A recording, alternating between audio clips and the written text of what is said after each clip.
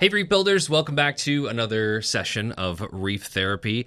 You can tell the venue has changed once again. We are live in the Top Shelf Aquatics YouTube studio. So this is usually where Blaine is sitting and teaching you about whatever's going on at the farm. But today I thought that while I was here, we'd sit down with Kevin, who's one of the owners, and watches over the farm segment and all of the livestock that TSA has to offer, and just pick his brain a little bit about what's going on. So, Kevin, how are you today? I'm doing good. Yeah. You? Doing well. I'm doing well. I've been here for the past 2 or 3 days now. I feel like I'm job shadowing everybody. And it's been really cool to see how this little colony of employees does their little jobs throughout the day. Definitely a well-oiled machine. Yeah. Lots of individual roles. I mean, the bigger we've grown, we really had to kind of segment things out that way because, it's just there's so much here to take care of and manage, and you can have the best intentions, but things can slip through the cracks. So we sort of have carved out those different roles and sections for different people on the farm, so we can keep the same level of attention that we've always been known for, even as we've grown.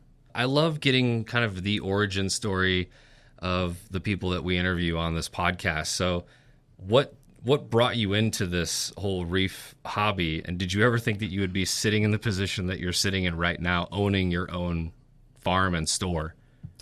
That was actually my original dream when I was 8 years old. No, I'm just kidding. I wanted to be Michael Jordan, and I also wanted a reef farm. No, realistically, I've always, growing up was into, animals and outdoor stuff. I was in creeks and ponds, catching tadpoles and fish and all that stuff. We had aquariums when I was younger, too, in the house. It was only freshwater back then.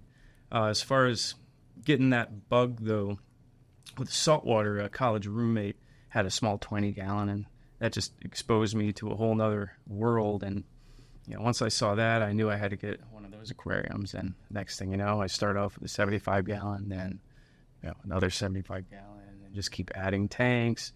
Ended up relocating to Florida here, and this is like the mecca for reef keeping. I mean, just so much good quality stores that were originally here. Mm-hmm. A lot of the OG people who kind of came up in the industry, did a great job really building the hobby over here. And there's a strong reef club in the area too back then. It was just great being involved with all that. And the next thing I know, I probably had almost 20 tanks running at my house and a whole coral farm, and started doing some shows and things. Had met my business partner Alex back then, who was graduating college with a business degree, and we kind of put our minds together and wanted to see if we could actually make a living out of this. What was your? I know that my gateway coral was zoanthids. Yeah. Did you have a gateway coral that you were like, I need all of this? I mean, when it was the collector side, mainly. Initially I did get into zoas a lot, but SPS, acros, as soon as I felt confident enough to really take that on, that just spoke to me in so many ways. I've always been really diligent about building ecosystems that can maintain really good water quality, and I'm more of a tinkerer, and I think that with SPS it kind of just something that can gravitate more to that personality type, and just seeing the growth visually happen so fast and being able to shape everything in the tank and dial it in with the colors is a whole nother challenge. You can keep stuff alive, but they might not look the same as they do in 10 different tanks. So, even when you kind of get certain things looking good, being able to always try to optimize, that just kind of spoke to me. And, once I got into that, I just kind of went crazy with it. Mm-hmm. And then as we've grown the farm, kind of had to pivot back and go full circle and explore a lot of other species, because we bring in pretty much everything. So there's a lot of other things that get exposed to all the time, and, learning different types of corals, really putting the finger on the pulse on that stuff. But yeah, acros, SPS in general, that's always kind of been number one. Yeah, and you could tell in the farm, it's still number one. Yeah, funny story. You talk about origins, though. If we actually were to get into it, in theory, the store may never have existed if it weren't for pulsing xenia. Back in those days when I first started off as a hobbyist, I mean, I did not have the budget for it. Yeah. So I had to get creative with everything. And, I was building my own sumps, drilling my own tanks right out of the bat initially, doing a lot of DIY stuff, jerry-rigging shop lights to overdrive them to put out more power than what you get out of high-output T5s.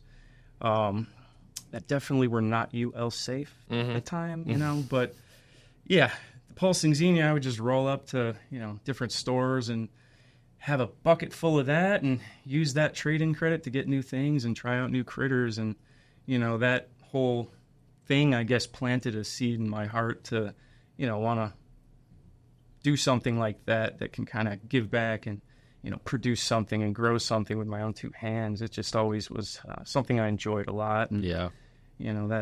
That's kind of where it all started. I feel like pulsing xenia is still very popular. I always ask whenever we're at like a show, like a local show, or even like a bigger show like Reef Stock. Yeah. What's your best seller? It's usually the Bird's Nest, the GSP, and pulsing xenia is always in the mix. Well, beginners love it. I mean, it is easy to build confidence with it. It's got that constant movement. Yeah, I mean, we still sell a lot of it, and it's relatively inexpensive.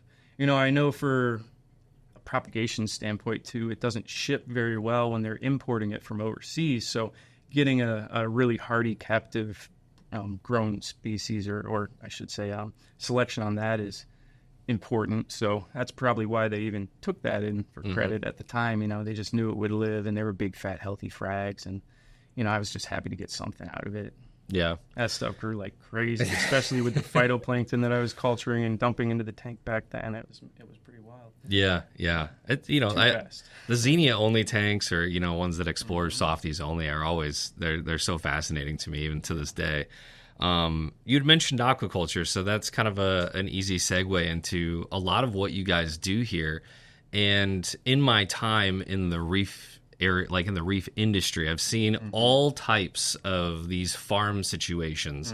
And I use farm because there's some that maybe the coral doesn't stay there very long. Maybe it's just a little spot that a leap pad onto the next. But you guys do such a good job of aquaculturing.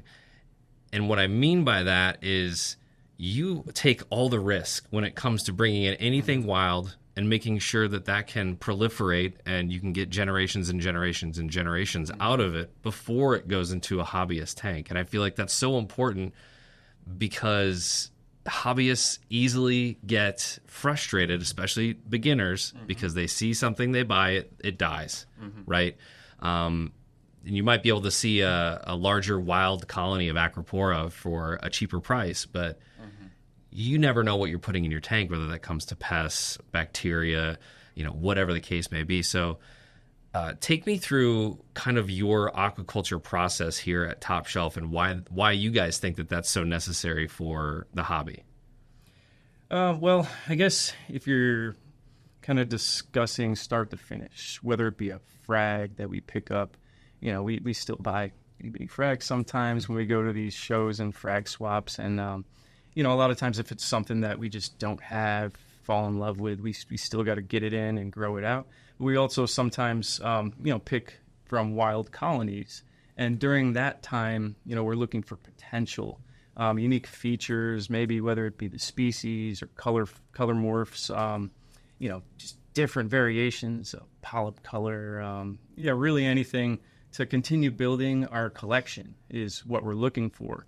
And yeah, we'll bring in a lot of those wild pieces. Initially, there's a lot of risk factor, like you mentioned. I mean, we've pretty much seen everything on this stuff coming in. We've inspected diligently. We get out the jeweler specs, get down in there, try to remove any of the, excess substrate rock. There's eliminating nooks and crannies, places where things could be hiding. That's a big part of the process. And then obviously dipping those things. And then the initial observation. I would always recommend that a hobbyist keep a quarantine tank. That being said, there's still a lot of holes in that.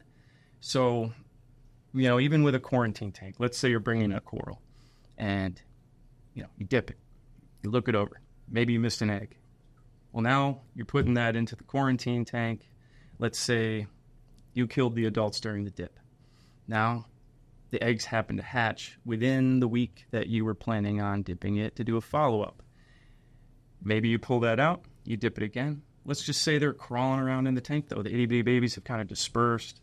They're in the sand bed, or they're hiding under the rack, or, in a different area. Now you have to make sure that they don't actually have an opportunity to get back on that coral, start consuming it, and grow to the point where they can lay another generation of eggs. So it's very difficult. That's where tank transfers are huge. So if you could actually set up multiple quarantine tanks, you could go that route. I mean, fortunately for us, we have so many systems and so many tanks and dedicated hospital tanks and isolation tanks for quarantine that we, have a pretty tight intake process where we can bring things in, essentially isolate it from like species. For a hobbyist, let's just say you do bring something in, I would still say, let's say you have a zoa garden over here in the aquarium. At least don't put that new frag right next to all your other zoas.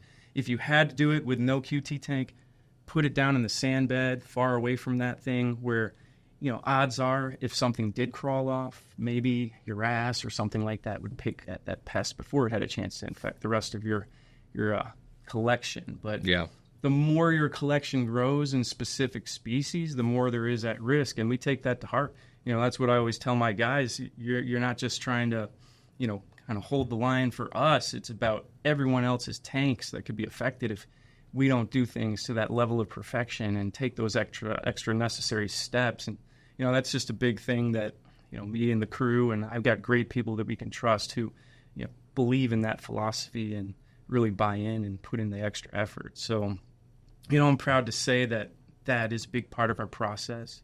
Kind of going past quarantine and all that. I mean, let's say it gets to the farm, then we may start the fragging process. A lot of times then you're chopping that thing down, kind of feeling out the coral. Some of them just don't do anything for a while when they're sitting there until you kind of force and start cutting them, and you get them to jumpstart to heal. Then you may see the colors change completely depending on what it actually is. You might find out that certain ones just aren't necessarily suitable to keep long term because they just don't frag well, or they just take forever to heal. And these are kind of the things that we look at and try to evaluate to determine if it's a piece that we want to keep in our collection long term. So let's say we get a beautiful Ghani in and we start cutting that thing up, and only half the frags do well, or when we cut the thing in half, it just didn't seem to heal well. That's probably one that we might just say, okay, let's get the chunks healthy and we'll sell those off in the retail store. But, another one we may follow up, get fresh new growth within a week, 2 weeks.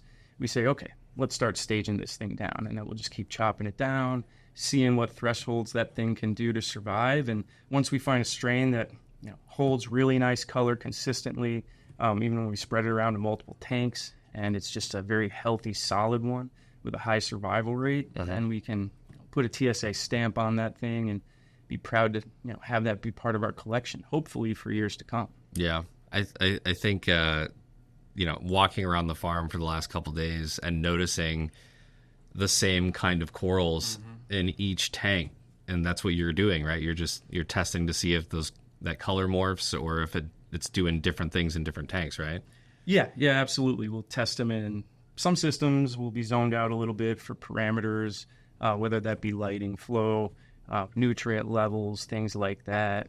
And, as much as we want to say that our systems are always going to be perfect, sometimes there might be some issues where certain ones just not really doing as well. And, from a production standpoint, we don't want to have to tell our customers, hey, well, you just can't have this one now. Hopefully we have a backup colony, or hopefully we can always kind of pick and choose where we cut from that it's the best and healthiest colony. So that way the frags are going to do even better. So, I'll tell my guys, hey, well, that one doesn't quite look right, or the color's not good on that one. Let's try to switch it over to this other system. And, they have it all zoned out too, or, they kind of make those judgment calls too, just always trying to get from the best area. And if we ever to lose something, obviously having that backup colony is important too. So that way we don't have to seek out and then try to grow the thing back from a frag or just lose it entirely.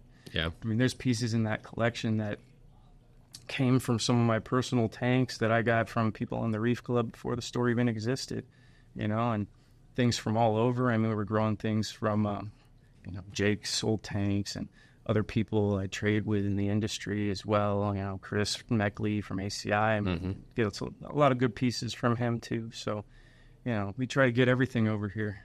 That's really what our goal is. Yeah. A couple of the pieces that I really, really liked, the Speciosa, the couple colonies that you have of that. The Forbidden Fruit is just, that thing's stunning. Seen pictures of it. I've seen it online and was like, maybe those colors are a little fudged. They're not. That thing is absolutely stunning. Yeah, that's the funny thing is we joke about that sometimes with certain corals on the farm. We say, you know what? We post that picture, people are just going to think it's photoshopped.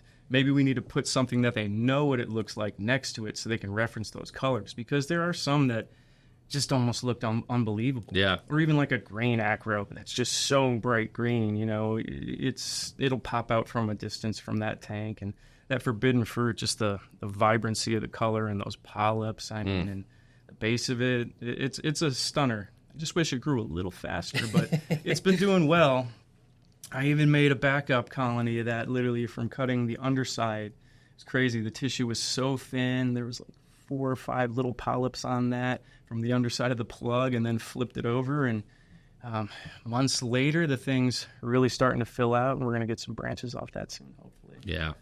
Yeah, I like the Peter Pan tenuous that you showed me. Yeah, that one's pretty much that was really awesome. I think, one of my favorite corals, and we talked about this in the video that we shot, is the Setosa, because it's SPS, right? So if you're venturing into that category of the hobby, Monopora Setosa is a really good way to do that. And normally you'd see those as very red, very orange, but you guys have 3 and even maybe a 4-color Setosa coming. Yes, you saw the top secret one.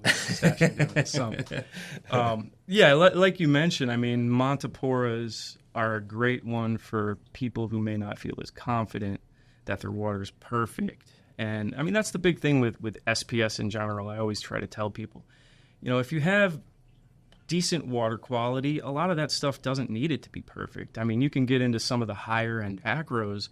Yeah, you have to be in these zones more so to optimize color, but a lot of times they'll still live and do fine. And Montes I've seen them grown in very poor water. I mean, a lot of times in, 100 plus nitrate and, phosphates over, 0.2, 0.3, and they're still surviving and growing fine.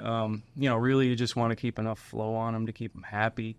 And obviously anything that's going to be mostly skeleton as it's growing, you may have to start worrying a little bit more about dosing like alkalinity and calcium and all those different supplements. But starting off, just putting a couple frags on there really isn't going to make much of an impact. That all happens gradually. So, you'll see the demand go up, and let's just say you try it out and you realize, hey, I never thought I could keep these things, but now I'm kicking butt and they're growing. At that point, you try more out and you may surprise yourself. I mean, I was always told starting off that, SPS is so hard, it's difficult, expert only, this and that. And it did discourage me initially to even try a lot of that stuff until, I kind of hooked up with more and more people who, were able to trade frags and that sort of thing. And then I said, hey, this stuff's actually taken off. It's thriving. It's doing great. I don't know why it took a little longer to get into it. Yeah. And I have to mention the category, or the LPS category with the torch that you guys have, the Baby Grail. It's hard not to see this thing right when you walk into the farm because it is just grown so massive. And this torch has yellow and like a dark green to it. And the tips are beautiful. Like they're like a bluish, purplish kind of tip. It's just an amazing coral, but even more amazing is the story behind that particular one in the farm, right? Can you tell us about how that one came to be? So originally, we had quarantined some zoas to go into the full QT systems, and it was actually just a little pinhead in the middle of the polyps. And we figured, hey, we'll just leave that, kind of figured it would maybe die off during the process. You couldn't really see much there. And then... So you're talking about it spawned at something spawned at some point, and this was a settled coral. I don't think it spawned within our systems. It may have settled in the wild initially. Okay, interesting. That would be my theory on that. Yeah. The fact that it's the one with all of the colors, that's the one you got. I mean, yeah. Because I think it would just be like a green or a purple or something like that. But this is... Yes, we definitely are fortunate. Yeah. Yeah, and that's one of those ones that once it made it through and it actually started showing what it had potential-wise, we just isolated it from the piece it was in and really started putting the effort into growing it and growing it and growing it. And, I mean, the thing just was the healthiest torch I've ever kept, to be honest. I mean, it just formed in a big ball that was all tissue. I mean, I was cringing the first time I went to frag that thing. I think Blaine might even have it on a video over there. And, it barely fits under the saw. Yeah. There was no clean spot on that. Tears are just rolling down your face. In my experience, when I cut the euphilia and they're that healthy, even if you're doing tissue cuts, a lot of times they'll handle it fine. And, knock on wood and going forward. And back then, it did great. And then I kept staging it down, cutting off the individual heads, and then we started spreading this thing around the country. And I know there's a lot of people out there who, believe that euphilia a lot of times just don't thrive long-term in captivity. And, I'm just hoping the circumstances behind this one kind of prove that more and more of that can be truly sustainable. Yeah. And, we can have that, true lineage, not just wild kind of semi-look-alike one that may come in, introduce brown jelly to the tank, end up with flatworms and different things like that you have to worry about with a lot of wild stuff. And just from a health perspective, growth rate and coloration, I mean, nothing seems to do better for us than that particular piece. And I just think it's a testament of it being in captivity from the beginning, being grown under radiance and T5 light and, these different sections in the farm where it's just fully used to this environment, and it just does great everywhere. Yeah, man, it's a stunner, and I think the investment in that is worth it. That's like we've talked about. You guys have done all the work here. What was so from that tiny little coral polyp that you guys saw, from that point until now, how many years have surpassed to get it to where it's at? Because it's like volleyball kind of sized at this point. Yeah, I mean, that's hard for me to pinpoint. I mean, if I were to guess, I would probably say 4 years, probably from the beginning. So it's relatively quick. I mean... Yeah, and that thing, once it gets past a certain size, it really takes off and explodes. And I mean, that's without us really going through and doing any extra effort, target feeding or doing anything like that. We just kind of let it do its thing. And, I think if we did split it sooner and kind of hedged our bets with multiple colonies, we would have a lot more of it around the farm now. Yeah. But I think we did, too, want to wait until it was large enough to keep up with our demand to where we wouldn't be depleting it. We would just be continuing to maintain a sustainable colony and have a backup and, put it in our display tanks to kind of show people what it looks like and that sort of thing. Spread it around the country. Hey, maybe we'll end up getting you guys one growing at the studio over there in the future. We love that. Yeah. We'll gladly accept. I have a list, actually. So I want to talk about parameters because I feel like parameters are so important to this hobby. And I think that's something that a newbie, or even me, I'm probably intermediate, higher level intermediate at this point, just given the time, but I'm still struggling with, keeping those as stable as possible. So what are the parameters that you guys shoot for here? And then what do you do to make sure that it's a stable enough environment so you're not swinging up and down all the time? What is just very easy to do with the amount of bioload that you guys have? Yeah, I mean, I would say when you're talking parameters with anyone, always kind of take it with a grain of salt. You don't want to necessarily chase numbers too much and try to go for what works for one person just because they have success. You want to kind of feel out your own tank. And I would generally preach that stability is probably the most important thing. For example, let's say you kept your alkalinity typically at around 8.3, 8.4, where we do, and then you're using Red Sea Coral Pro Salt that has a very, very high DKH. When you do a water change, you're going to have big jumps and spikes and have those fluctuations. So unless you're really trying to dumb it down to the point where you're doing lower percentage water changes, just to bump it a little bit each time you do a water change and not dose, I would say try to go with a salt that is close parameter-wise to what you're keeping your system at, and try to dial it in consistent to that. That way, if you have to do larger percentage water changes or emergencies, you're not going to have big fluctuations where you're going to be chasing that. Alkalinity, especially with hard coral, is probably the main one that you want to keep stable. Salinity, a lot of that can be accomplished with an auto top-off system, keeping that kind of dialed in. And if you're not taking a lot of water in and out, it's usually one that you don't have to manage too much. Alkalinity, calcium, magnesium, all those things, a lot of times in more basic tanks or tanks that are softly dominated or ones with frequent water changes can be maintained fairly easy without too much dosing. A lot of times just hand dosing is good enough.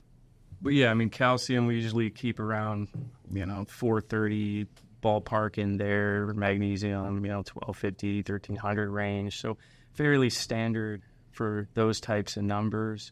Nutrients is, a much trickier one, I would say, to dial in on. That's one of those ones that I firmly believe a lot of times that can depend on how densely packed the system is, how much of a load on coral there is in a system. I've seen some of ours that are more on the extreme side that are just slam packed. So we tend to have to buffer a little bit extra as the systems fill out and mature. So a lot of times a newer system, we may be 5 to 10 on nitrate, just enough to make sure we don't have that thing bottom out on us. Around 0.05 on phosphates, sometimes even a little bit less. You got to sort of read the tank and, see what you're doing as far as your stability, how much algae growth you're getting, that kind of thing, coloration in your corals. Towing that line with too low phosphates, a lot of SPS tanks I've had issues with random things just starting to, RTN and STN at the base. And, that's another thing that I would prefer to, have a little bit more buffer, and I've experienced less of those problems with the Acropora when I've had kind of those bottom out phases. And, we do like to have a little bit of buffer room on nutrients too, so we can avoid, things like dinoflagellates and stuff like that from popping up as well. Yeah. And the softies and mushrooms and some of the LPS appreciate that a little bit more too. Yeah, a lot of people, I think, in this current trend that we're in are dosing nitrates or dosing phosphates. And I know you guys have a little bit different opinion, or you raise those levels in a different way. I've heard I just feed my fish more. I just, whatever, and then you get the phosphates from that. How do you guys maintain nitrates and phosphates, or how do you dose that?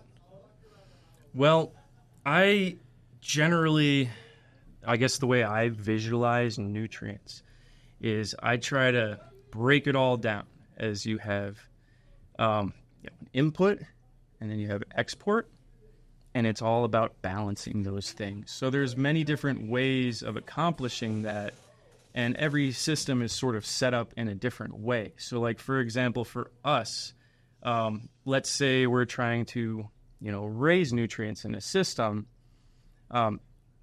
and we just notice we don't really have many fish in there. We try to go more natural means initially in getting a balanced fish load first. But then a lot of times as we fill it out with coral, you get to that point where the coral and everything in that system is really sucking up those nutrients beyond what we can do. But then if we start dumping a bunch of coral foods in there to dirty up the water, maybe feed a little too heavy, that can sometimes get a little expensive, A, and B, lead to a little bit more nuisance algae. So we may dose nutrients as well, like nitrate, phosphate in the water. Again, just maintaining those levels. Another trick you can do that I didn't mention, even for export, you can look at a protein skimmer as a means of export, or a refugium, or an algae scrubber.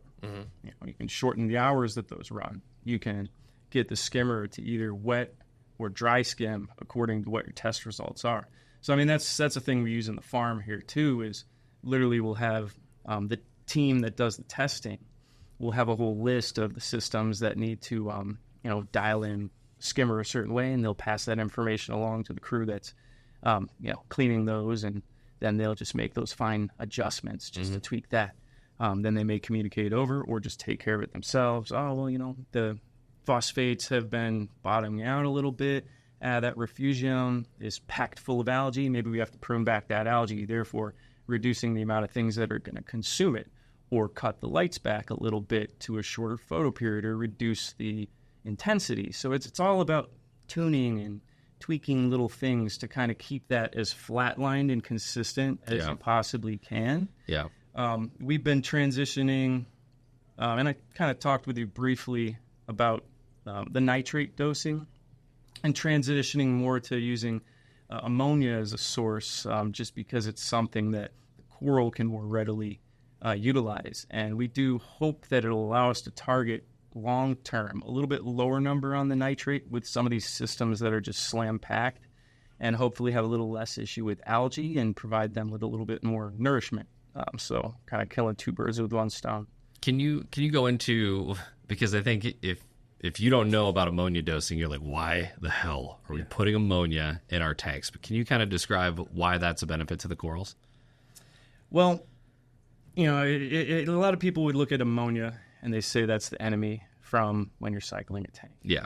But obviously you have so much live rock and sand, and the corals themselves can more readily consume it rather than just the nitrate in the water. So that's sort of like how people would always say too, fish poop is great food for corals as well. Those are all sources of ammonia in the aquarium. So really when it comes down to it, you're just trying to get more of the natural source and not kind of skip steps, which I think can sometimes cause issues and gaps potentially in a lot of different areas, maybe even the bacteria ratios and things of a system that, we look at to some degree, but we don't really fully understand at this point. So, anything we can do to kind of keep it fairly natural is always something we strive for in that regard. And there's a lot of studies being done right now, a lot of experimentation being done with ammonia dosing and other methods of feeding and things too, that I'm happy to hear more about and see what kind of success people have with it. We always recommend to be cautious and start slow when you're transitioning and test. You just don't want to just jump right in, start dumping a bunch in here based on what you saw in someone's video. I'm not going to spit out numbers because our system may just consume way more than what yours could. It probably does. per gallon, depending on how mature it is and that sort of thing. So, always start on the lowest end and then just test and see where your results go. A lot of times that if you are testing for, nitrate as the end product, it can take a little while to accumulate too. So you won't see instantaneous results right away either. So, initially it's better to have that set up on a doser ideally, or have it to a point where you're very consistent in the amount that you're putting in there, at least in the way that we do it currently. Yeah. But you spoke about testing. How often would you say, like, I as a hobbyist should be testing? I know you guys do a whole different ballgame. You're testing on the daily for a lot of things. But if I'm a hobbyist, when's the best time to test? That is a question that will spark a lot of debate. But, really, a lot of that just depends on how experienced you are. I think the most experienced people and the least experienced people should be the ones who test the most, depending on the type of tank. The most experienced people testing the most just because typically they would have a more expensive collection of more sensitive critters. So keeping that stability and having a tank full can have huge fluctuations. Like us, for example, when we had during the hurricane 1 year, we had a culture blowout. It's like within hours, you can have the alkalinity dropping by multiple points. So things can change fast if you have a lot of coral crammed in those tanks. For a beginning hobbyist, I would say testing often is a great thing to do, just so you have an understanding of what's going on with the tank, and you can kind of map out the evolution of your tank from beginning and as it kind of settles in and matures. And then when you get to a certain point, you sort of know your tank, and then you can maybe back off a little bit and then just do testing a little less often, in regards to what I say as far as experienced hobbyists who might be the type of guy who says, this water. I mean, a lot of times, you can see cues and triggers in the coral and the tank just from looking at it. You can kind of say, the colors look a little off, or, the algae looks like it's going a little bit more. It's probably time to do a water change, or, change the GFO or something like that. Now, I mean, obviously, it's always better to have data to back that up. But at the end of the day, I've seen success in every which way. So, I just say go with what works. If you have the time to test, try to do the more important things. And it's better to test maybe every 2 weeks or once a month if you actually stick with it long term versus the type of guy who gets in the hobby, is testing his alkalinity every day and his pH, and is sitting here buying like a caulk stir, and he doesn't even have acros, and he's trying to keep his pH perfectly at 8.3, 8.4, and then gets burned out after a month or two and just doesn't test at all. So it's always good kind of finding what works for you, your tank, and keeping consistent with that. I would say. Yeah, I'm always, if I'm going to start, like when I get to the point where I'm going to start dosing, I'll see how much of the alkalinity is consumed over a week's period or a day, and then can set the doser to do that, and then adjust from there. I think that's a good time to test. You had mentioned like more experienced people testing more. Sometimes you just want to know. You just want to. I'll probably test 2 or 3 times a week on my tank. Right now, I'm trying to dial in my dosing, so that's a case where you would want to test a little bit more. But I think that it's good to just kind of know. However, observation, I always, the one thing I heard when I got into the hobby was, I just look at my corals and my corals tell me what's going on. And then I do. And so I always thought that was BS, but I think that there is some merit to observation at a higher level for particular corals. Like I know that in my 10-gallon clownfish tank, the only thing that's in there are 3 Chicago anemones. That when it's time for a water change, those nems will start moving around the tank.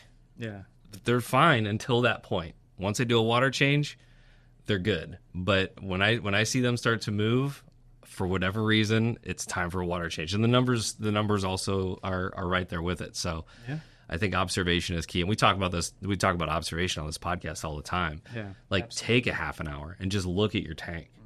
Get to know the corals and what they're doing, and get to know the fish and their behavior and where they go at certain points of the day. And I think that's so beneficial. I mean, you probably know all these tanks like the back of your hand. It keeps you connected more to the tank as well. And I think that ties into, keeping your motivation in the hobby, always wanting to strive to make it better and, continue to optimize, work on it, tweak, change things, and then actually see how those changes affect things, because they don't happen overnight.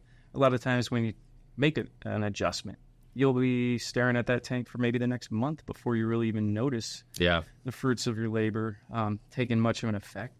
And there's a lot of little visual cues when we're doing the walkthroughs every day in the farm where, me and my crew will be looking around those tanks. Let's just say we notice, okay, well, acros over here look a little bleachy. Obviously a lot of times people would think, oh, it's just too much light. But if we know that the lights have not been changed, maybe it means the nutrients are dipping a little bit. Maybe at that point, then we walk over and based on that visual cue, have a conversation with water testers and put our minds together and kind of combine the data with the observation. And I think that's always, the best way to do it and really have kind of both angles covered. Same thing with algae. Getting a little bit more algae on this rack or, on the basis of these corals here. what are those nutrients testing at? Well, maybe the phosphates have been creeping up a little bit, or maybe we check our log. And logging things is excellent too. I would make that point, just so you Yes. know kind of the calendar of what's going on with your system. But you might notice, hey, we haven't added GFO, or the carbon's been sitting in there for like 2 months at this point, and might just be leaching back out whatever it absorbed. So, possibly even saying, I've been slacking on cleaning my socks maybe a little bit, or, with this system. Even back to what I was saying about export nutrients. We'll even adjust how often we clean and change filter socks based on what the nutrient levels are. So those are all little things that, observation with the system and testing kind of come together and help lead you to really understanding your own reef tank. I saw the washer that cleans those socks. This is the new washer. So hopefully it looks that way in a year. Yeah. The old one had been through some times. Yeah. Lasted longer than I expected. Anybody with a spouse knows the woes of cleaning filter socks in the washing machine. But let them dry out first in the utility sink. Keep everyone happy. Yes. I think another little tip that I learned from Chris Kapp over at Aquatic Art in Denver. Get a little dry erase board and just put it somewhere near the tank. And every time you do a test, you have those numbers right there. Like, you know exactly what it was, you know what it is now, and you put those numbers on there. I think that's and it's kind of fun to fill in the gaps. I don't know, when I'm testing, sometimes I'll just be like, I just want to do ALK today and just see where that's at. But if you've got it all in front of you, you're more apt to like fill in all those gaps for the day and do a full battery of calcium, magnesium, all the different parameters. So I would advise you to get a little whiteboard if you could. It's like the little workout calendar, Yeah. If you see too many days without an X, you're like, maybe I got to do this. So you can do the same kind of thing there with your water testing. It keeps you accountable and you can track trends. We have a whole system. Obviously, there's so many different systems in the farm, so we have a whole spreadsheet database where we track all that data and graph it out.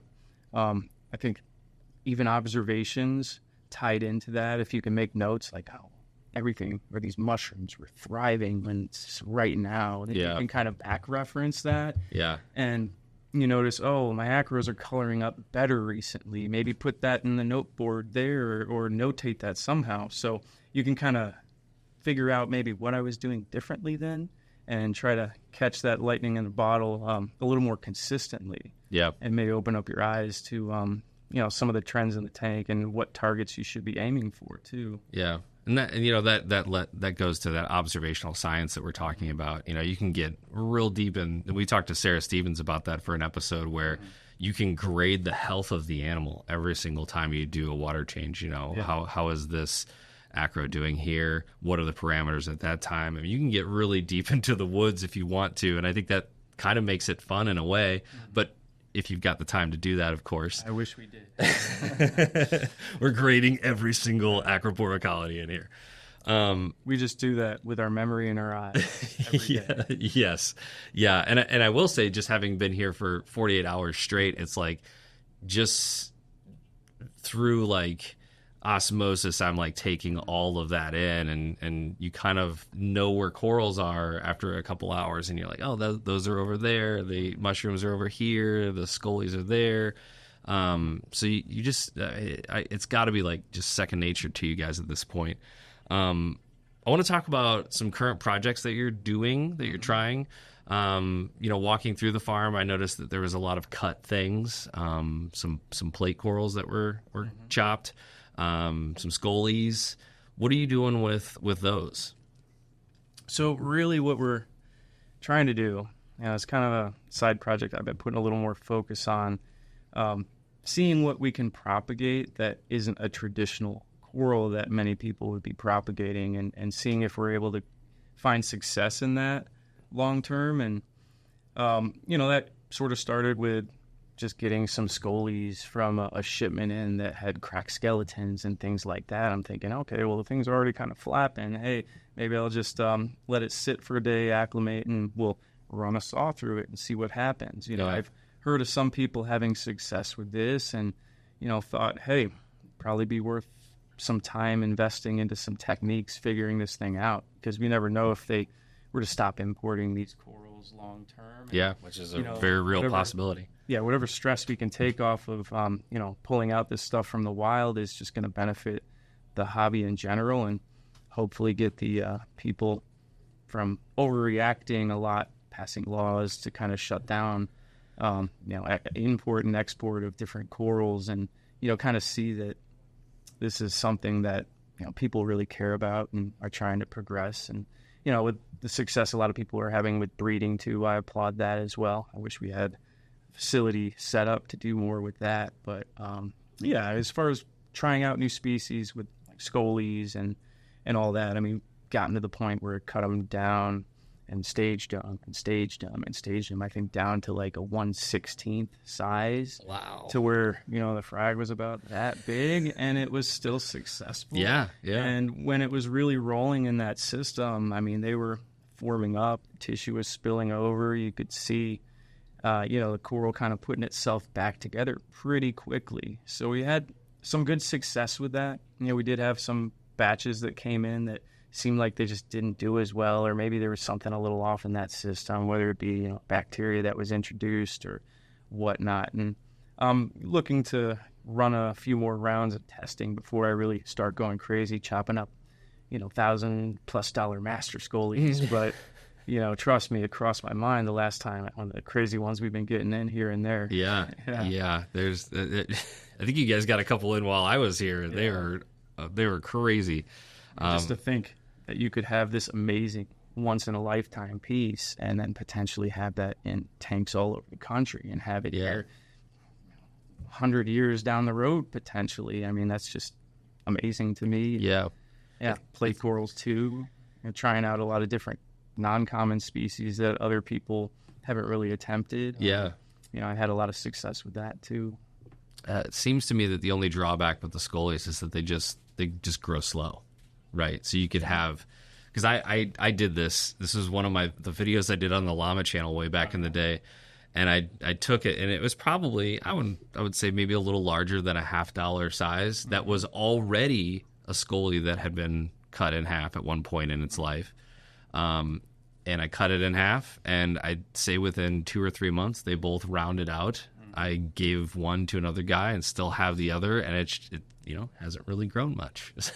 But if you get a bunch of farms doing the same thing, where now we've got this stash of 150, 200, 300 different scolies over the years as they become a little bit larger, and heck, I'd even buy it if it was small anyway, just because it's got a cool story behind it, Yeah, and I think that the same thing kind of applies to what we discussed earlier. Is a lot of these corals, they may need multiple generations of propagation to fully acclimate to captivity. So, probably the longer you have that one growing and the more times you frag it, the more quickly it's going to heal, the more quickly it's going to bounce back. It'll probably get used to all the foods that you put in the tank and get to the point where anytime you even put a little dab of mysis in there, it's going to be open and ready to feed, and you can start target feeding it a bit more and, really trying to jumpstart that. So, I think there's merit to it. I do think that that's something that a lot of people will get into in the next 5 years for sure. Yeah. We were just talking about the plate corals as well. And for the beginners out there, if you buy a plate coral and it dies on you or seemingly dies on you, keep the skeleton, because there's a very strong possibility that it will, what they call the phoenix effect, come back and produce multiple babies on that skeleton, and we saw a couple of examples of that in the farm as well. Yeah, and some of them are instances of that. If we ever do have some coming in, I mean, even occasionally, if I'm trying to handpick new corals to put into the farm, and I see dying pieces or skeletons, sometimes I'll just see if they'll give them to me, or take a scratch and dent special type thing. See what we can do with it. And occasionally they'll come back. Sometimes they just sit there doing nothing. There's other characteristics about different plates that you can actually cut actively and propagate in that manner too. And it's not always just a lot of the typical ones that people see that, more like your Dioceras, where you look over at the skeleton, it sort of has that sectional look where like you could just kind of crack it and break it. There's other ones too that I've tried out and have great success with. Different species. I mean, they've reclassified these things so many times. I'm not even going to attempt on that side of it. Chris Mackley is yelling through the camera right now. Don't you try it. Yeah. Well, maybe you can have him clarify that. But yeah, I mean, even he has a handful of plates that he's working on too. I keep begging him for a couple off this colony. So if you're watching this video, come on, just snap one of those bad boys off. I got to add it to the collection. You need a backup. But, there's quite a few that we've been having really, really good success generating, and again, being able to get them to the point where we can figure out how small we can cut them and get them to grow pretty rapidly to the point where they're fully sustainable. And the longer, I mean, there's some over there that we've had for years. Even the one I showed you originally has probably been in the hobby for, I don't even know, maybe 20 years. Oh, the one on the south? Yeah. That originally came from Russell from Ocean's Blends tank that, he had traded me a piece. I grew in my tank at home and just got massive. And then we ended up killing it off here to try to experiment with the babies. And that thing just was completely covered. I'm sure we got some good footage. I can show you that. But yeah, that thing is an established strain that's consistently fraggable in tons of different tanks and will regenerate consistently over and over again. And I just think, more and more of those types of corals that we can, kind of keep and culture and add to our collections, the better, and less stuff that we're going to have to import, and the more variety we can get, and hopefully long term, it'll bring prices down on some of this stuff as well. Yeah. What future, like what's a future project that you see you guys doing? I kind of saw a little bit of the expansion of Terrace's lair that's coming soon. But I don't know how much you want to talk about that. That's up to you. Well, obviously, a lot of you people probably know Terrace, and this is a man that needs a lab to release all of his crazy ideas and potential. So, when we brought him on the team, the original plan was, okay, well, you know what? We've talked about doing some live foods. We're bringing in a lot of these pods and selling them to our customers who are trying to feed more sensitive fish and stock a tank and, jumpstart tanks that way. Maybe we can offset some of our costs of what we're dumping in our systems in the farm. Okay, great. So we tried that, and then he came in and just really hit the ground running. Had a lot of other great ideas as well, new things to try out, like saltwater mollies, a lot of the different things we've done too with aquaculture and invertebrates that are sustainable too, and expanded out Burda nudibranchs, various copepods. Once we're in that facility, we're going to be adding new strains of phytoplankton as well, to really add to the diversity of what you can put in your aquarium. We have a lot down the pipeline there. Who knows? There's quite a bit of space. Yeah, you had mentioned earlier about coral spawning. I feel like that might be a good little experimental zone, to at least participate in some of that if you could. It's possible. I mean, it is a fairly small space, just large relative to a rack crammed in the corner over here, and a couple tanks under the stand that's not full over here. Terrace's stuff is everywhere. Yeah, like we're working with now. I think we have a lot of it mapped out, but there are some open sections that might be a possibility down the road.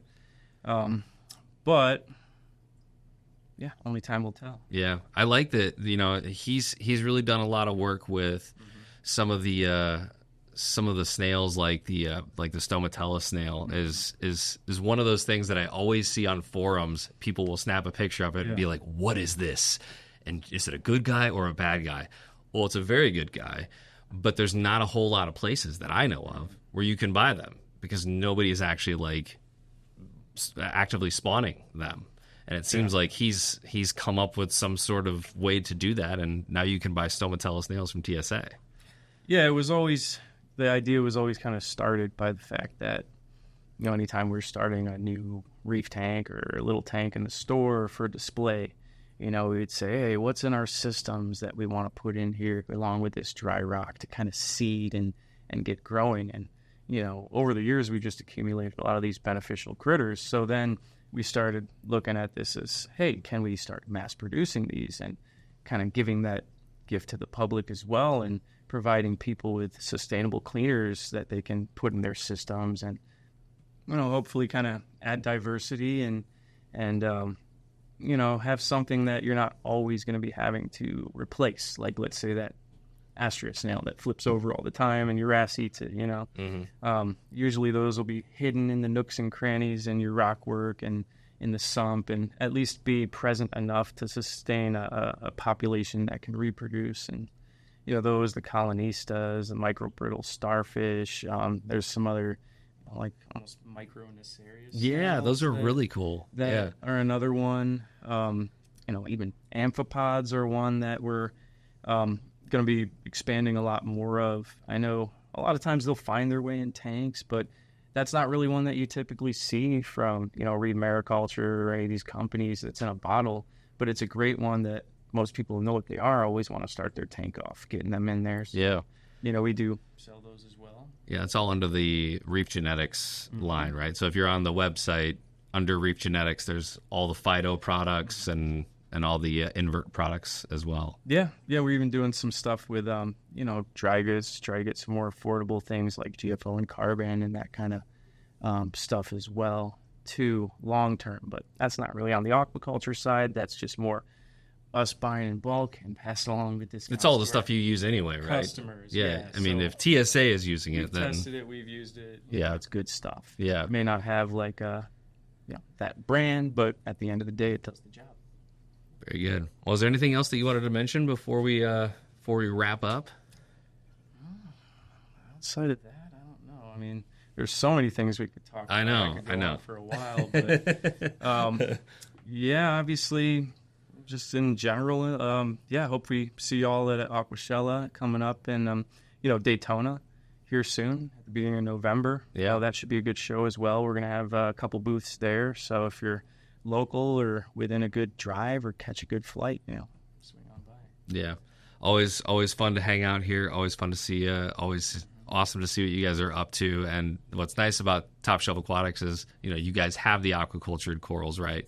You've done all the work, but also you're not resting on your laurels. You're going out, you're trying to find new techniques and always pushing the envelope when it comes to coral propagation, coral husbandry, and aquaculture. So, yeah, never being satisfied is a recipe for success and misery. But we embrace it here, and I think anyone in aquaculture kind of has to have that edge to them a little bit if they want to be successful. And if you get content, you're never going to be kind of evolving with things and trying to keep pushing the envelope, and you get bored, just like their tank. Mm-hmm. You might just get bored after a while, like doing the same routine. So, we keep it fresh, try new things all the time here for sure. Very good. Well, Kevin, I want to say thank you for joining me. I kind of absolutely pulled him into this small room and we talked for an hour, so it was good. Happy to do it. Blaine wants his space back, so we're going to wrap it up here. And thanks for joining us on this session of Reef Therapy. We'll see you in the next one. Bye-bye.